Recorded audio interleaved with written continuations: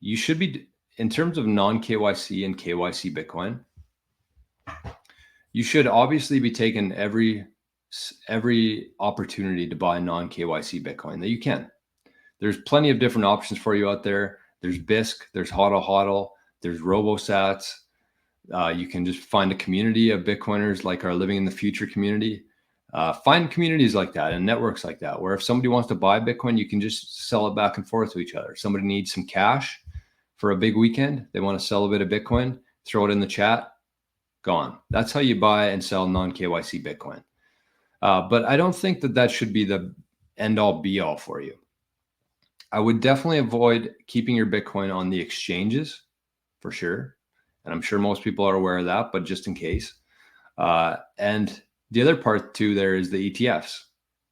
I think that those are kind of going to be the two things, the lowest hanging fruit for any bad actors here that want to get your Bitcoin. They're going to come after the exchanges and they're going to come after the ETFs. So I wouldn't worry too much about buying non-KYC only Bitcoin. And the reason I say that is because I'm kind of under the opinion that regardless of how you got your Bitcoin, non-KYC or KYC, if somebody really wanted to find out that you had that Bitcoin, I think that they could. And I'm not a big technical guy. I don't know how the IP addresses work.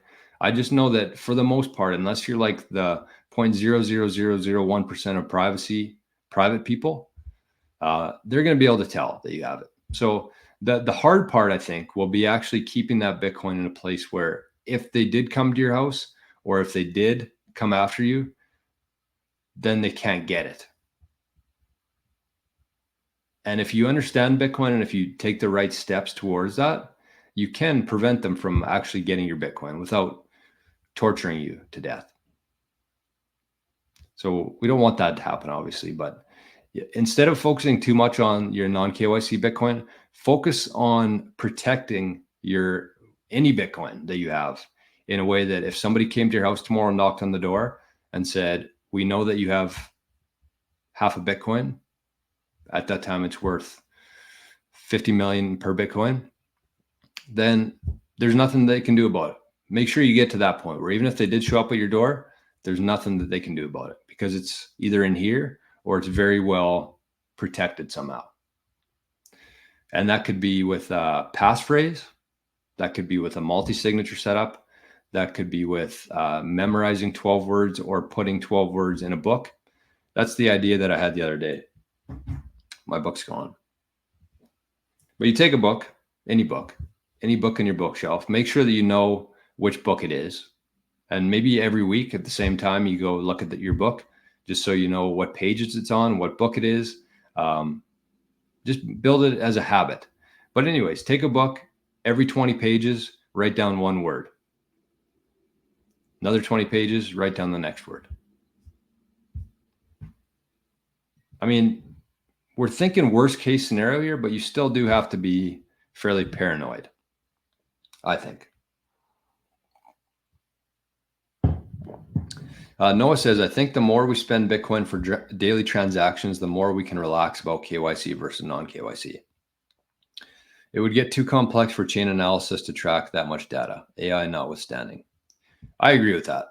Like if Bitcoin does what we think it's going to do in terms of actually not only just a store of value, but a form of currency, and you're going to the store and you're buying a new shirt or a new hoodie, case of beer with your Bitcoin, we're going to get to that point eventually. There's going to be at least one person in your city or your town accepting Bitcoin for whatever you need. So just prepare for that.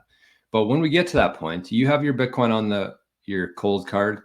Every month, maybe you send like 100,000 sats over to your wallet. You flush it through eCash, you flush it through Lightning, Liquid, whatever that is, you pay for it. There's absolutely no way that anybody's going to be able to track all that. I agree with Noah here. It's just not feasible. It's not.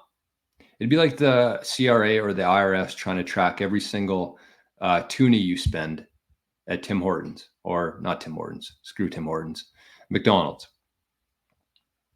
They can't. It's not feasible.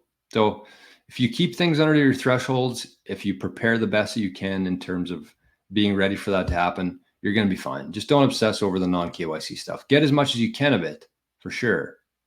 But don't not buy Bitcoin because it's KYC. That's what I would say on that.